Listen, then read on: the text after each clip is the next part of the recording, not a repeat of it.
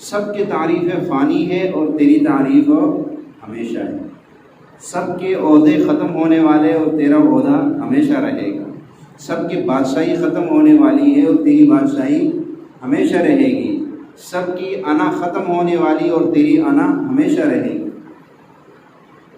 مٹ گئے، بادشاہ بھی کہتے الحمدللہ، یعنی ہم نہیں اس لائق تو۔ انبیاء نے بھی کہا الحمدللہ، سب نے کہا، جس کو فنا تھی سب نے الحمدللہ کہا۔ اور اللہ کہتا ہے وَيَبْقَى وَجْهُ رَبِّكَ ذُو الْجَلَالِ وَالْإِكْرَامِ، کل من علیہا فان، سب فانی ہے، وَيَبْقَى، اور تیری ذات کو بقا ہے، اللہ کی ذات کو بقا ہے۔ اللہ اس سے بڑا خوش ہوتا ہے جو انسان اللہ کی بڑائی بیان کرے، اللہ کی وحدانیت کو بیان کرے، توحید کو بلند اور بالا کرنے کے لیے، توحید کے الفاظ کہلوانے کے لیے اللہ جل جلالہ نے 1,24,000 کم و بیش انبیاء کا سلسلہ چلایا۔ جو نبی آیا اس کا پہلا لفظ کیا تھا؟ قولوا لا الہ الا اللہ، اے لوگو لا الہ الا اللہ کہہ لو تفلحون، تم کامیاب ہو جاؤ گے۔ لا الہ، یہ لا جو ہے نا، یہ ہر ایک کے زبان سے نکلنا چاہیے۔ یہ وہ لا ہے جو اللہ کے علاوہ سب کو کاٹ کے رکھ دیتا ہے، سب کو ختم کر دیتا ہے۔ انسان کے دل دماغ میں یہ، حضرت موسیٰ علیہ السلام ایک دفعہ پیٹ میں درد ہوا، کہا یا اللہ میرے پیٹ میں درد ہو رہا ہے۔ اللہ نے کہا ریحان کے پتے کھا لے، ٹھیک ہو جاؤ گے۔ حضرت موسیٰ گئے، ریحان کے پتے توڑ کے کھائے، پیٹ درد ٹھیک ہو گیا۔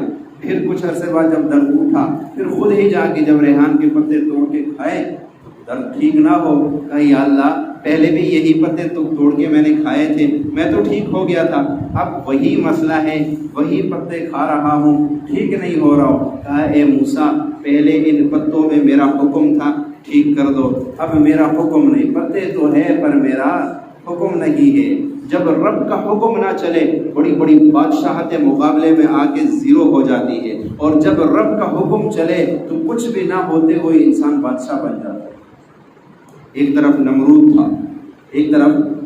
تھا اور ایک طرف ابراہیم تھا۔ ابراہیم کے پاس ظاہری اسباب کچھ نہیں تھے، صرف اللہ تھا۔ نمرود کے پاس سارے اسباب تھے، فوج تھی، عہدہ تھا، لشکر، ہر چیز تھی، دنیا کے ہر اسباب اس وقت کے حوالے سے جو بھی وہ سارے اس کے پاس موجود تھے۔ وہ اپنے آپ کو سپر پاور سمجھتا تھا، لیکن اس کے پاس اللہ نہیں تھا، اللہ نہیں تھا۔ پھر کیا ہوا؟ قرآن نے بتایا، نمرود ناکام ہوا اور ابراہیم کامیاب ہو گئے۔ اللہ وہ ہے جو ناکامیوں کے نقشے میں کامیاب کر کے دکھاتا ہے اور کامیابیوں کے نقشوں میں ناکام کر کے دکھا دیتا ہے۔ حضرت فرعون کو اس کے نجومیوں نے بتایا کہ تیری بادشاہی میں بنی اسرائیل کے اندر ایک بچہ پیدا ہوگا جو تیری اس بادشاہی کو ختم کر دے گا۔ اب وہ فرعون جو برملا کہا کرتا تھا انا ربکم الاعلیٰ، کہ میں سب سے اعلیٰ رب ہوں، اس نے جب یہ بات سنی کہ میرے مقابلے میں ایک شخص کھڑا ہوگا، میرے تخت کو تاج و تارات کرے گا، میری کرسی کو غرق کرے گا، میرے عہدے کو ختم کرے گا، نہ میں ایسا کرنے نہیں دوں گا۔ اس نے آرڈر جاری کیا، بنی اسرائیل کے مردوں کو ایک طرف کیا، عورتوں کو ایک طرف کیا۔ اب دیکھیے میری رب کی قدرت، ایک طرف فرعون اپنے عقل چلا رہا ہے، ایک طرف میری رب کی قدرت ہے۔ کامیاب کون ہوگا؟ وہی جس کے ساتھ اللہ ہے۔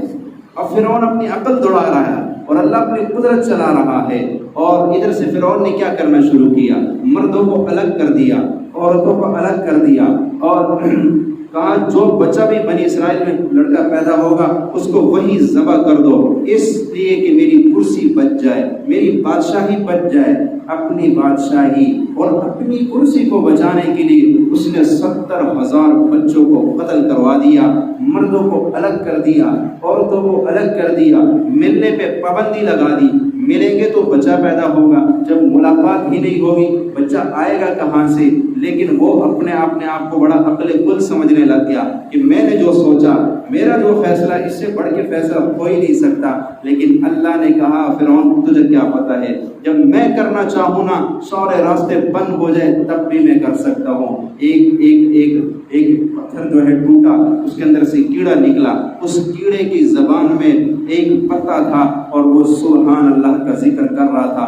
بتاؤ اس پتھر کے اندر اس کیڑے کو رزق کون دے رہا تھا؟ سارے اسباب بند تھے، سارا نظام بند تھا، لیکن اللہ اس کو کھلا رہا تھا۔ یہاں سارے اسباب بند ہے، بچہ آ ہی نہیں سکتا، سارا نظام ختم کر دیا ہے، بچہ آئے گا کہاں سے؟ لیکن اللہ نے کہا جب میں لانا چاہتا ہوں تو پھر میرے مقابلے میں کوئی آ نہیں سکتا۔ اب ایک طرف مردوں کے اوپر ایک سردار بنا دیا، ان کا دھیان رکھنا تو گرو ادھر ادھر نہ جائے، اور ایک طرف عورتوں کے اوپر ایک وہ سردار بنا دی کہ تو نے ان کا خیال رکھنا کہیں یہ عورت ادھر ادھر سے نہ نکلے۔ اب ادھر جو عورت تھی اور ادھر جو مرد تھا، دونوں میاں بیوی تھے، دونوں میاں بیوی تھے۔ اللہ کا نظام دیکھیے، اب جو ہے موقع مل جاتا تھا، موقع ملا اور ادھر حمل ٹھہر گیا، حمل ٹھہرا۔ اب ماں کو بڑا جو ہے جب بچہ ہوا، ماں نے کہا اب کیا کروں اس بچے کو، اگر فرعون کو پتہ چل گیا تو میرے لخت جگر کو ذبح کر دے گا، اب کیا کروں؟ بڑی پریشان ہوئی۔ قرآن نے کہا وَأَوْحَيْنَا إِلَىٰ أُمِّ مُوسَىٰ أَنْ أَرْضِعِيهِ فَإِذَا خِفْتِ عَلَيْهِ فَأَلْقِيهِ فِي الْيَمِّ۔ قرآن نے کہا ہم نے وحی کی، اس کے دل میں ڈالا کہ نہیں تو اس بچے کو دودھ پلا، جب تجھے ڈر ہو، خوف ہو کہ پولیس آ جائے گی، فرعون کو پتہ چل جائے گا تو ایسا کر۔ اب اللہ کی قدرت تو دیکھیے، عقل حیران ہو جاتی ہے۔ بچے کے لیے ایک تابوت بنا، اگر تابوت کو بند کر دیا جائے ہوا ہی نہیں جائے گی، سانس رک جائے گا، دھم اڑنے لگے گا، بچہ مر جائے گا۔ پھر ویسے بھی معصوم بچہ، وہ کہاں اتنی تکلیف برداشت کر سکتا ہے؟ اگر سوراخ کیا تو پانی اندر جائے گا، پھر بھی بچہ مر جائے گا۔ اب کیا کیا جائے؟ کہا نہیں، اس فَإِذَا خِفْتِ عَلَيْهِ فَأَلْقِيهِ فِي الْيَمِّ وَلَا تَخَافِي، خوف نہ کھانا، ڈر نہ آنا، کیوں؟ اللہ اس کام کو اللہ سر انجام دے رہے، اور جس کے ساتھ اللہ ہو جائے سارے نقشے ناکامیوں کے کامیابیوں میں بدل کے رکھ دیتا ہے۔ اب دیکھیے، ایک طرف موسیٰ ہے اور ایک طرف فرعون ہے، فرعون کے پاس سارے نقشے کامیابی والے ہیں، بچے کو آنے نہیں دینا، اور اللہ نے کہا میں نے اسی بچے کو جس سے تو خوف کھا رہا ہے، جس کے خاطر تو نے 70,000 بچوں کو قتل کروا دیا، میں اللہ تیرے گھر میں پال کے دکھاؤں گا، پال کے دکھاؤں گا اور تیرے ہاتھوں سے اس کو پالوں گا۔ اب ماں نے کیا کیا؟ ایک تابوت بنایا، اور تابوت بنا کر جو ہے تابوت بنا کر اور اس کے اندر بچے کو ڈالا اور کہا اس کو دریا میں چھوڑ دینا۔ دریائے نیل میں اس کو چھوڑ دیا، اور وہ چلتے چلتے جو ہے وہ فرعون کے گھر تک پہنچا، فرعون کے گھر تک پہنچا، جس سے بچا رہی تھی اسی کے گھر کے اندر چلا گیا، جس سے راز کو چھپانا تھا، جس سے راز کو پوشیدہ رکھنا تھا، اور جن کی پولیس اور نوکروں سے پوشیدہ رکھنا تھا، اللہ نے مالک تک اس کو پہنچا دیا۔ اللہ کی قدرت دیکھیے، جب وہاں پہنچا اللہ کہتے ہیں وَأَلْقَيْتُ عَلَيْكَ مَحَبَّةً مِّنِّي، ہم نے اس کے چہرے پہ محبت ڈال دی، جو دیکھتا دل میں محبت اتر جاتی۔ جب فرعون کی جو ہے وہاں کی پولیس نے اس کو پکڑ کے محل میں لے کے آئے، فرعون کی بیوی نے جب تابوت کھولا، ایک خوبصورت بچہ اندر آیا اور ایک دم اس کے دل میں محبت چھا گئی، اور کہا وَقَالَتِ امْرَأَتُ فِرْعَوْنَ قُرَّةُ عَيْنٍ لِّي وَلَدٍ۔ یہ کتنا خوبصورت بچہ ہے، کتنا خوبصورت بچہ ہے، فرعون کو بیوی کہہ رہی ہے کتنا خوبصورت بچہ ہے، اس کو دیکھ کے ہم اپنی آنکھیں ٹھنڈی کریں گے، لا تقتلوہ، اس کو قتل نہ کرنا، اس کو قتل نہ کرنا۔ 70,000 بچوں کو قتل کرنے والا آج اپنے دشمن کو گھر میں پالنے پر تیار ہو گیا، کیوں؟ اوپر فیصلہ ہو چکا ہے۔ اور کہا عسیٰ ان ینفعنا، امید ہے یہ بچہ ہمیں نفع دے گا، او نتخذہ ولدا، یا ہم اس کو اپنا بچہ بنا لیں گے۔ اب یہ سارا نظام چل رہا ہے، اور ادھر فرعون نے کیا، اور فرعون نے کہا ٹھیک ہے، بیوی کی بات مان لی، اور جب بیوی کی بات مانی، اور ادھر کیا ہو رہا ہے وَأَصْبَحَ فُؤَادُ أُمِّ مُوسَىٰ فَارِغًا إِن كَادَتْ لَتُبْدِي بِهِ لَوْلَا أَن رَّبَطْنَا عَلَىٰ قَلْبِهَا لِتَكُونَ مِنَ الْمُؤْمِنِينَ۔ قرآن کہتا ہے اگر ہم موسیٰ کی ماں کو صبر نہ دیتے تو قریب تھا کہ وہ اپنا راز فاش کر دیتی، وہ کہہ دیتی یہ میرا بچہ ہے، لیکن قرآن کہتے ہیں ہم نے اس کے دل کو مضبوطی دی کہ وہ اپنا راز فاش نہ، ویسے بھی عورت دل کی کمزور ہوتی، لیکن یہ دل کو مضبوطی ملی کہ دشمن کے گھر میں بچہ چلا گیا. اب ماں کو کیا، آپ خود اندازہ لگائیں، جو صاحب اولاد ہو اسے پتہ ہوتا ہے کہ اولاد کی محبت کیا ہو، کیا محبت اولاد کی ہوتی ہے. تو جو ہے اس کو ماں کو بڑی جو ہے فکر لگی ہوئی تھی. وقالت لأخته قصي فبصرت به عن جنب وهم لا يشعرون. اس نے موسیٰ کی بہن کو بھیجا کہ جا ذرا دربار میں پتہ کر کے آپ بچے کی کوئی خیر خبر تو لے کے آ کہ بچہ کس حال میں ہے اور ادھر کیا ہو رہا ہے. بچے کو جو ہے اب ٹھیک ہے، فرعون مان گیا کہ ہم نے اس بچے کو جو ہے یہاں پہ اس کی پرورش کریں گے. اب اس کو دودھ پلانے کا مسئلہ بن گیا. اب جس دائی کو بلاتے دودھ پلانے کے لیے وہ کسی کا دودھ ہی نہ پی. بڑی کوشش کی دودھ ہی نہ پی. ادھر موسیٰ کی بہن بیٹھی ہوئی تھی، اس نے کہا میں جو ہے جانتی ہوں اس کے خیر خواہ کون ہے، اس کو دودھ وہ ایک عورت کو میں جانتی ہوں جو اس کو دودھ پلائے گی. موسیٰ جو ہے اس بات میں وہ فرعون تھوڑا شک میں پڑ گیا، اس کا خیر خواہ. اس نے کہا اس بچے کا خیر، کہا نہیں تمہارا خیر خواہ، اس بچے کا خیر خواہ جو ہے وہ تمہارا ہی خیر خواہ ہے کہ تمہاری چاہت ہے کہ بچہ ہمارے محل میں بڑا ہو جائے، تو لہٰذا اس کو جو دودھ پلائے گی وہ تمہارا ہی خیر خواہ ہوگی. ہاں اس نے کہا ٹھیک ہے لاؤ. اس سیدھا ماں کے پاس گئی، کہا ماں کسی کا دودھ بچہ نہیں پی رہے، چلے آپ جا کے دودھ پلائے. اب ماں جب گئی اور اس نے بچے کو جو ہے جون سینے سے لگایا، بچے نے دودھ پینا شروع کر دیا. اللہ کی قدرت دیکھیے. فرعون جس چیز کو مٹانا چاہ رہا تھا، ختم کرنا چاہ رہا تھا، اور سارا کچھ اس نے کر لیا، لیکن اللہ نہیں کرنا چاہ رہا تھا تو کیا ہوا؟ جو اللہ نے چاہا وہی ہوا. اس لیے فرمایا کہ اے ابن آدم، ایک تیری چاہت ہے اور ایک میری چاہت ہے. اگر تو اپنی چاہت کو میری چاہت پہ قربان کر دے گا پھر وہ ہوگا جو تیری چاہت ہوگی. اگر تو میری چاہت کو اپنی چاہت پہ قربان کرے گا پھر وہ ہوگا جو میری چاہت ہوگی. حضرت ابراہیم علیہ السلام کو چھری کا کام کیا؟ کاٹنا. جب اللہ کا حکم نہیں ہے تو چھری چل رہی ہے اور تیز سے چل رہی، لیکن اللہ کا حکم نہیں ہے تو چھری کاٹ ہی نہیں سکتی. اس لیے دنیا کے اندر جو بھی چیز ہے اس کے نفع نقصان کا مالک اللہ ہے. حضرت خالد بن ولید رضی اللہ تعالیٰ عنہ جو ہے وہ ایک لشکر میں تھے، عیسائیوں کے ساتھ مقابلہ ہو رہا. تو عیسائی نے کہا اے تمہیں پتہ ہے ہم نے اپنے تلواروں پہ یہ زہر لگایا ہوا ہے، اگر یہ تلوار تمہیں ہلکی سے بھی لگ گئی نا تو تمہیں ختم کر کے راکھ کر دے گی، کیونکہ یہ بہت تیز زہر ہے. حضرت خالد بن ولید نے کہا اچھا وہ زہر مجھے دکھاؤ جو تم نے تلوار پہ لگا کے ہمیں ڈرا رہے ہو. انہوں نے کہا وہ شیشی لاؤ. شیشی لائی گئی. کہا یہ ہے وہ زہر. شیشی کو کھولا اور بسم اللہ الذی لا یضر مع اسمہ شیء فی الارض ولا فی السماء وهو السمیع العلیم پڑھ کے ساری شیشی پی لیے. کہا اس زہر سے ہمیں ڈراتے تھے، کچھ بھی نہ ہوا. وہ حیران ہو گئے کہ جو زہر ہم تلوار پہ لگا کے ان کو ڈرانا چاہ رہے وہ زہر یہ تو بوتل کی طرح پی رہے، ان کا کیا ہو سکتا ہے؟ کچھ بھی نہیں ہو سکتا. جس کو اللہ پہ یقین ہو جائے کہ اللہ ہی مجھے پالتا ہے، اللہ ہی میری ضرورتیں پوری کرتا ہے، اللہ ہی مجھے عطا کرتا ہے، یقین جانیے اس کے نظریں کبھی ادھر ادھر نہیں اٹھتی. وہ کبھی ماحول سے گھبراتا نہیں ہے، وہ کبھی طاقت کو دیکھ کے گھبراتا نہیں ہے. ارادے جن کے پختہ ہو، نظر جن کی خدا پہ ہو، وہ تلاتم موجوں سے گھبرایا نہیں کرتے. جنہوں نے اللہ کو دل میں بٹھا دیا، جنہوں نے اللہ کو اس دل میں بٹھا دیا، یہ ہمارے جو تصوف کے سلسلے کے اولیاء اکرام ہیں، یہ دل پہ کیوں توجہ دیتے ہیں؟ یہ دل ہی تو ہے، یہ دل ہی تو ہے. اگر یہ بدل گیا تو آپ کائنات کو بدل کے رکھ دو گے، اگر یہ دل نہ بدلا تو پھر کچھ بھی نہ بدلا. اللہ کے نبی نے فرمایا الا وہی القلب، الا وہی القلب، الا وہی القلب. 3 دفعہ فرمایا کہ انسان کے جسم میں گوشت کا ایک لوتھڑا ہے، اگر وہ ٹھیک ہو تو سارا انسان ٹھیک ہو جاتا ہے، اگر وہ خراب ہو تو سارا انسان خراب ہو. اور پھر 3 دفعہ فرمایا الا وہی القلب، الا وہی القلب، الا وہی القلب. سنو خبردار، وہ دل ہے، وہ دل ہے، وہ دل ہے. اگر یہ دل ٹھیک ہے، اس دل میں اللہ کو بسایا ہوا ہے، پھر آپ کی دنیا کی کشتی بڑی تیز چلے گی اور ٹھیک چلے گی. اگر کشتی دریا میں چل رہی ہے اور کشتی پانی کے اندر ڈوب جائے تو کیا کشتی بچ سکتی ہے؟ لیکن اگر کشتی کو پانی سے نکال کے خشکی میں چلاؤ گے چل سکتی ہے؟ نہیں. کشتی کے لیے پانی کا ہونا ضروری ہے.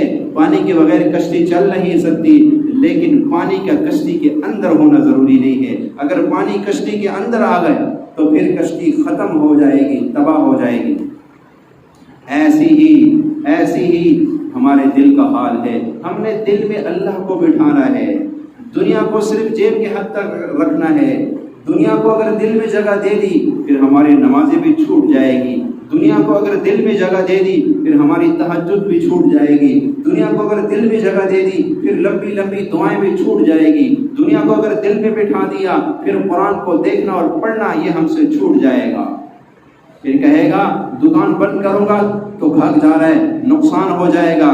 کیوں؟ یقین یہ بنا ہوا ہے کہ میں اس دکان سے پل رہا ہوں. اگر میری یہ دکان نہ ہوگی تو میرے سارے جو ہے سب کچھ بند ہو جائے گا. پھر میں کھاؤں گا کہاں سے؟ میں تو بھوک سے مر جاؤں گا. اس کا مطلب یہی ہے کہ اس نے ایک بت بنایا ہوا ہے جس کا نام دکان ہے. ظاہر میں تو یہ کہتا ہے میں اللہ کو مانتا ہوں، میں اللہ کو مانتا ہوں، لیکن حقیقت میں اس نے ایک دکان کی شکل میں بت بنا کے رکھا ہوا ہے کہ اسی سے سب کچھ امیدیں لگا کے بیٹھا ہوا ہے.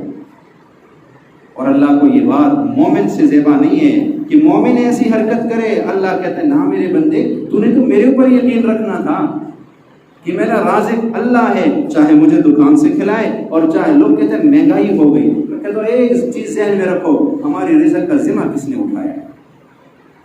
ہمارے رزق کا ذمہ کس نے اٹھایا؟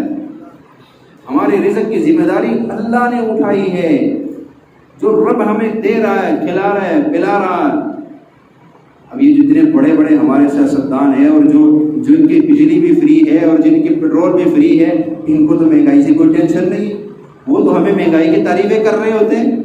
ہمارے وزیر اعظم صاحب کا بیان آیا کہ مہنگائی اتنی بھی نہیں ہے، اتنی بھی نہیں ہے. کیوں؟ پیٹرول اس نے نہیں خریدنا ہے، گیس کا بل اس نے نہیں دینا، بجلی کا اس نے نہیں دینا، لہٰذا اس کے لیے مہنگائی نہیں ہے.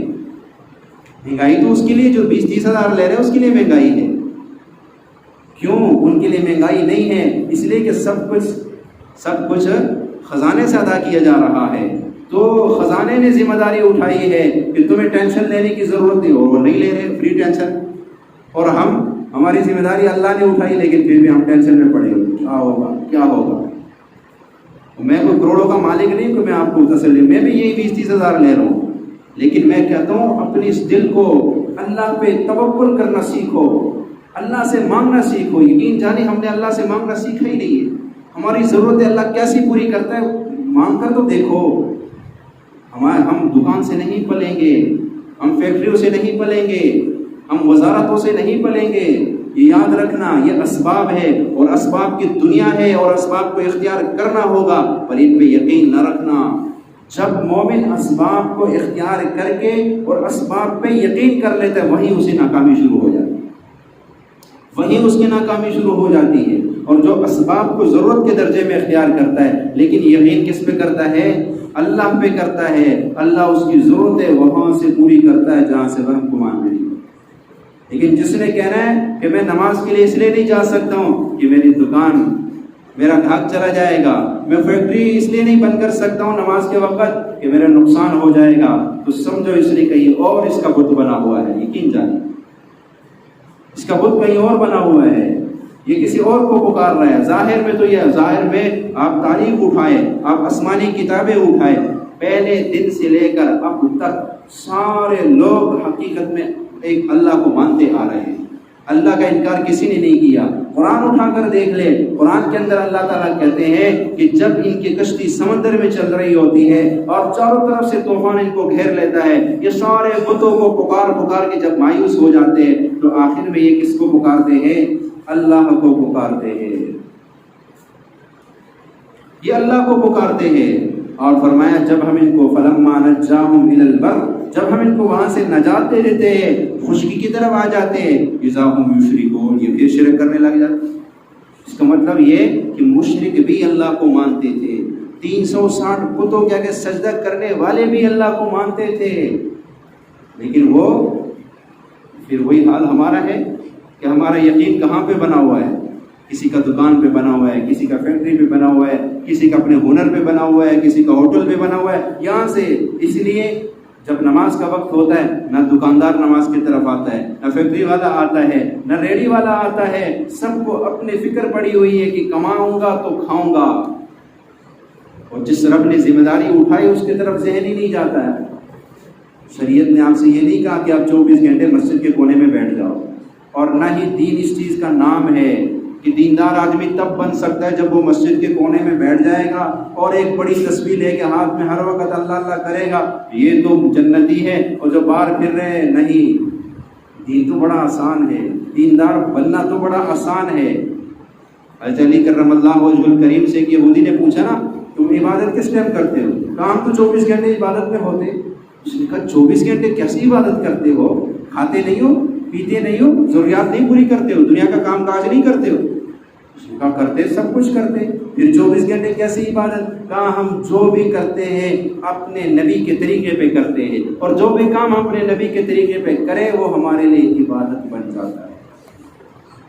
فرمایا جو حدیث شریف ہے تنبیہ الغافلین کے اندر علامہ سمرقندی رحمہ اللہ نے یہ حدیث لکھی ہے کہ جو بندہ اس نیت سے کمانے کے لیے گھر سے نکلتا ہے کہ میرے بچے کسی کے آگے ہاتھ نہ پھیلائے، میرے بچے کسی کے محتاج نہ بنے، میں کسی سے بھیک نہ مانگوں، اپنے حق حلال کی روزی کماؤں، اس نیت سے جو بندہ گھر سے نکلتا ہے اور کماتا ہے، فرمایا قیامت کے دن اللہ اس کو اس حال میں اٹھائیں گے کہ اس کا چہرہ 14ویں چاند کی طرح چمکتا ہو۔